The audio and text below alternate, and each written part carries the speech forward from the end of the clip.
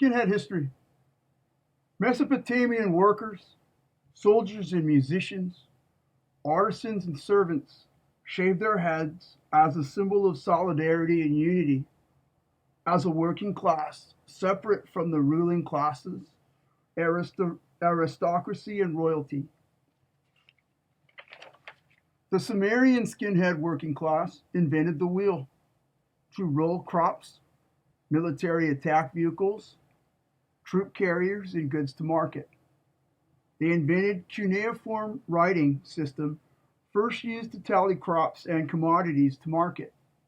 They named particular farmers and their allotments. Egyptian artisan slaves carved the mighty pyramids and created sacred art known as hieroglyphics. Hieroglyphics were perfected and put into motion by the priestly class, the ruling arm of the skinhead working class of Egypt.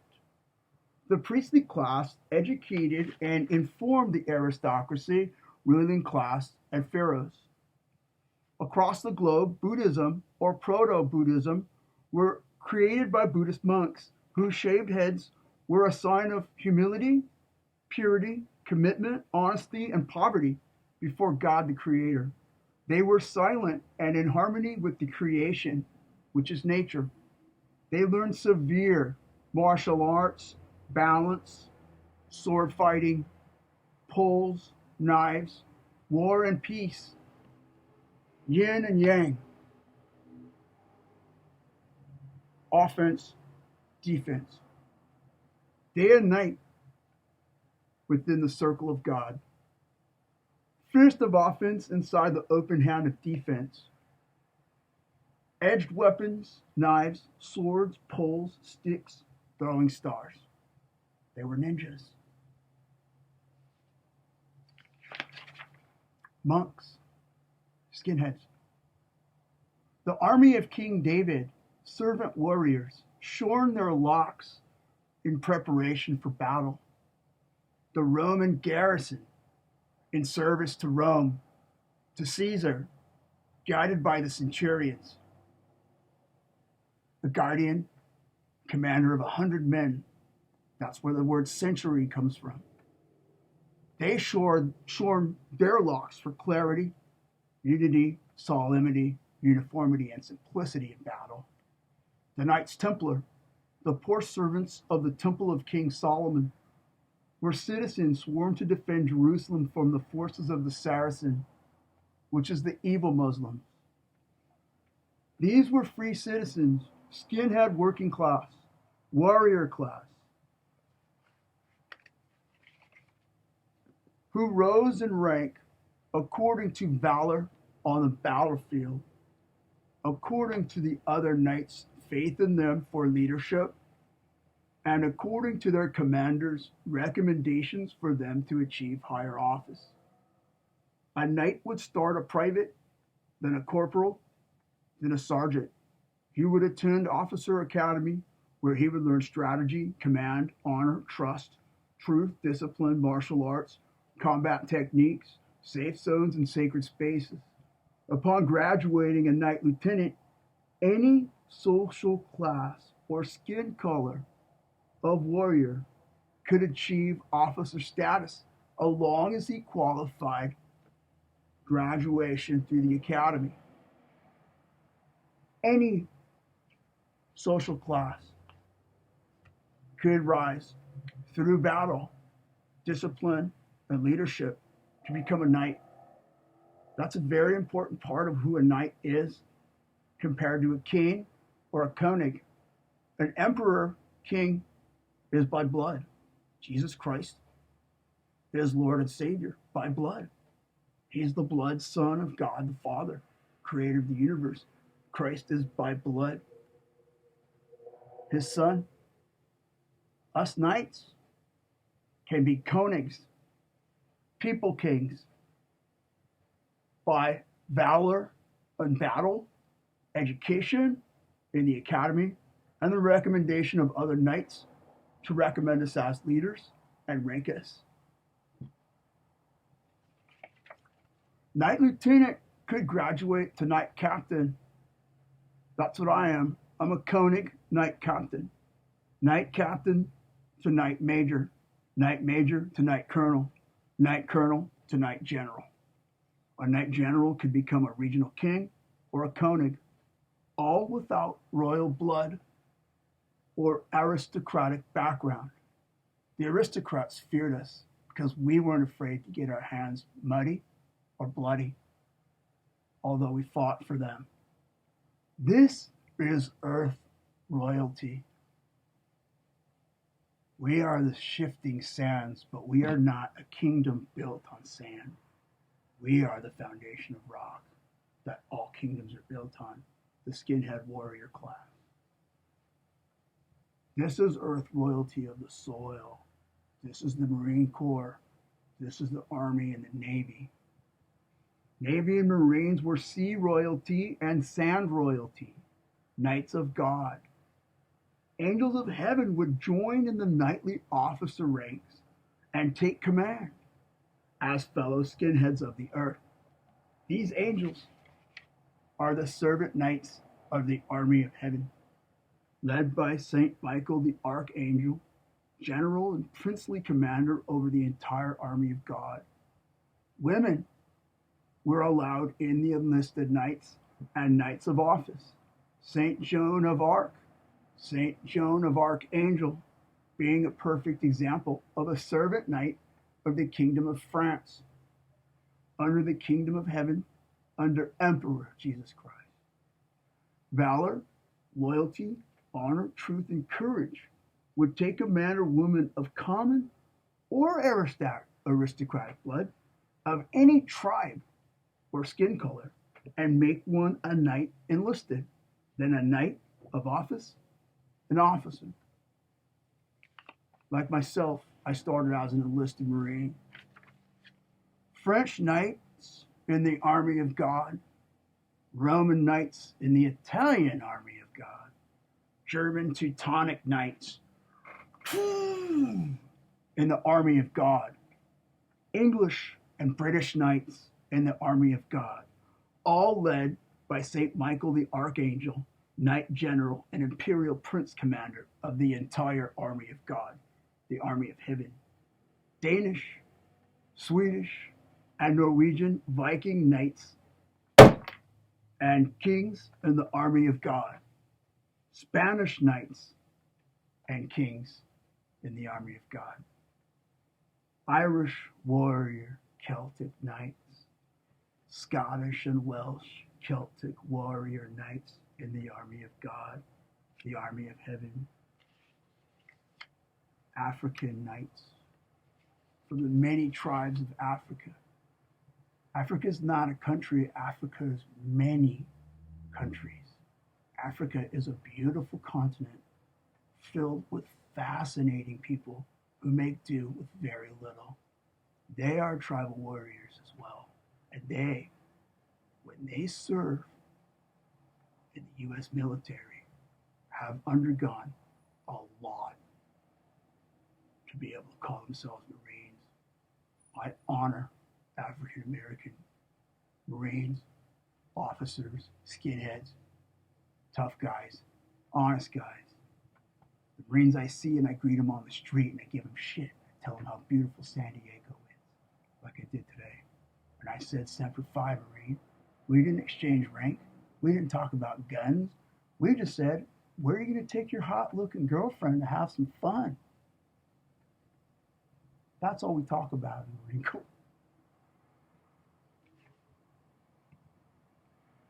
All fought in the American War of Independence, the French War of Independence, the Napoleonic Wars, on both sides of the American Civil War, on both sides of World War I, and sadly, on both sides of World War II, where many knights were killed. Many Teutonic knights of grandeur were slaughtered for the wrong reason. We all know what that is. That's Nazism and fascism. Teutonic knights were killed and killed each other in the name of fascism. That's what we fight. We fight white supremacy. This doesn't mean white supremacy. That doesn't mean white supremacy. This doesn't mean white supremacy. This means we're equal.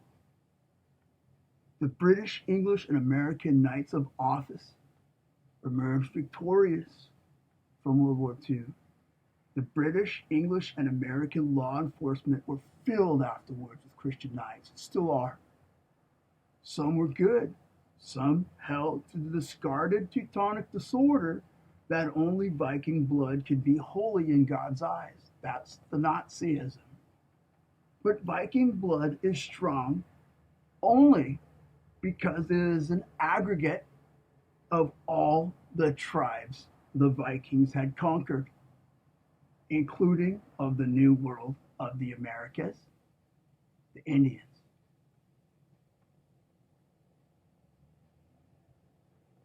I saw, when I was in Denmark, the most elegant black Danish woman I have ever seen.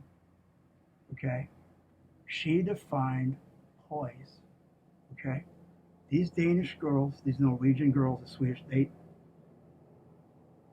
they are so incredibly beautiful and elegant. There's not a bad looking woman in that whole goddamn Viking territory. This woman had her jacket, her boots, her hair back. She was a Dane. She wasn't a Danish African or whatever. She was a Dane. She had a fucking maid of hair. But not nappy. It was just light and beautiful like a Danish woman. The boots up to the knees, that fucking make me weak in the knees. Okay, the ass, she was just absolutely gorgeous. She was an African tribesman that had been introduced to the Viking culture because Viking culture needs color. Because too many white dudes, they get a little gay and they walk around with their shirts on, they're touching each other's nipples, and they're playing these goddamn gas games trying to be like Lucifer, like the Oscar statue. That's Lucifer, is the Oscar statue. That's what they're trying to look like. Okay? So the Vikings know they need color. I'm a perfect Viking. I'm an aggregate of many tribes. I'm a king of many kingdoms. I'm a warrior of many. I'm a knight of many tribes.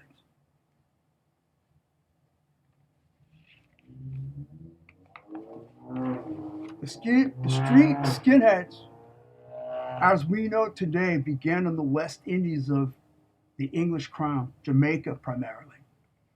In 1954, the Empire Windrush ship under the flag of Great Britain sailed to England with the first vessel filled with Jamaican immigrants. They were brought in to rebuild England after World War II and the Cold War.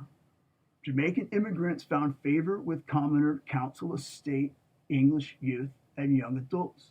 Jamaican street bravado, fashion sense, camaraderie, street cool, and music.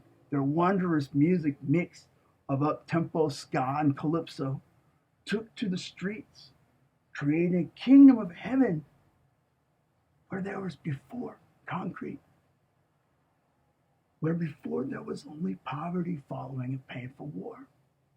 Jamaican youth mixed with British youth, a checkerboard of color united in music, in street rebellion, and in the ancient cult of the working class warrior, the skinhead.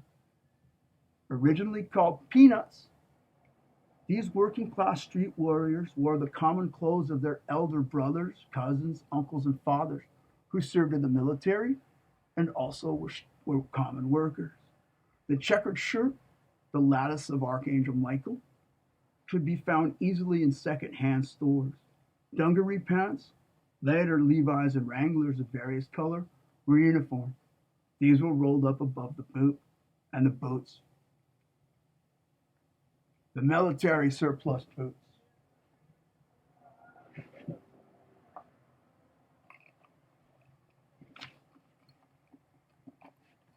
This is a Norwegian fucking marching boot from World War II. You can tuck your pants right in there. It's got the laces that still are kind of waxy. They still hold up tight against your foot, and they're waterproof because of waxy. This wraps around, double buckle. I've had these for 15 fucking years, dude. I've kicked a lot of ass and some people in the pit. I've kicked them hard in these fucking boots. I've marched miles This is a fucking skinhead boot, in my opinion. It's a military boot from World War II. The boots, military surplus boots, steel toe work boots, and later Doc Marten boots, were worn as street protection, self identification, and as two mobile weapons. Shirts tucked in proper, braces of various color to complete the Bavarian German look. Oddly enough, it's the Bavarian look that they're going for, that we go for with the braces. The Brits will never admit it, but the Americans know this. The Bavarian German look reappeared naturally in the Celtic and Briton cultures of England. Quote unquote, the best suit that could be found in a second-hand store, ill-fitting but easily corrected at a local tailor, is our royalty. It became the top proper dress code for the new street aristocracy of the skinhead cult. Within the strict dress code, imagination, experimentation, and color was welcome, following the old Jamaican eye for bright colors, clashing patterns, and the rude boy attitude. Fleece jackets, army jackets, trench coats, crumbies, and flight jackets became popular in the street, identifying different types of skinheads, but all held the same rank, simply skinhead for males and skin bird for females. And there's some lovely birds out there. They're the toughest bitches you're ever gonna meet. They'll fuck you up. In 1969, Trojan Records released a series of Jamaican reggae artists by the likes of Prince Buster, forever known as skinhead reggae. This kind of reggae was a ska-like, clipped, poppy version of roots reggae that we all know. It defined the scene and began specific dance codes within the British community that are distinct to British dancing, different from American. For years, the community thrived, then scattered as the original Peanuts and Skinheads became modern British society with its own problems and responsibilities. They grew up and they bought into it. Then the National Front, a right-wing organization, set its teeth into the mostly white, lost and troubled remaining skinheads, which had lost in many ways their original roots in Jamaican and ska. When punk rock hit in 1977, the skinhead community took to factioning off. Soccer hooliganism pit town against town and skinhead against skinhead. Politics against politics. The National Front recruited these young angry warriors of old to fight for extreme English supremacy and find an enemy in the immigrant, which was the ally of all. The skinhead world grew angry and dark, with a hard mark in its name it has yet to extinguish. To a very big rescue came Two-Tone Records in 1979 and 1980. In England, a nationalistic, beer-fueled style of chanting punk rock called Oi had developed. This emigrated to America to the hard skins, known as Oi skins or skinheads. The two-tone wave of pop ska exploded in England and Great Britain around 1979 to 1982. This came to America via MTV. Madness, The Specials, Bad Manners, The Selector, The English Beat, The Clash, The Police, and in Los Angeles and Southern California, in the Latino community, Oingo Boingo. This created a huge mainstream fall back to the original skinhead ska movement, known as two-tone skinheads. They wore black and white suits, fedoras, the two-tone checkered pattern, panty loafers, and tight-fitting clothes. That's how I started out when I was 14 years old, 13 years old. Then I became a hard skin around 1985. And forgot all about ska because punk rock and skinhead oi was the way to be. They brought back the experimental style of the early skinheads. They were less warriors of old and more dance warriors of new, breaking racial boundaries once again, mixing musical styles, adding horns and a quick step to the music. The traditional or Trojan skinhead was born, forged between the old fight of the oi skinheads with the new dance of the two-tone. Traditional or trad true skinheads knew both worlds. Still, the right-wing influence in the UK, Germany, and the US remained a constant threat, and does today. In response to their favor arose the original skinheads against racial prejudice, or sharp movement in the UK and the US. Street battles were fought, blood was shed. Blood that you don't know about. Bars getting cleared from either direction, bottles smashed, people stabbed, bodies. Invisible war like we're fighting now.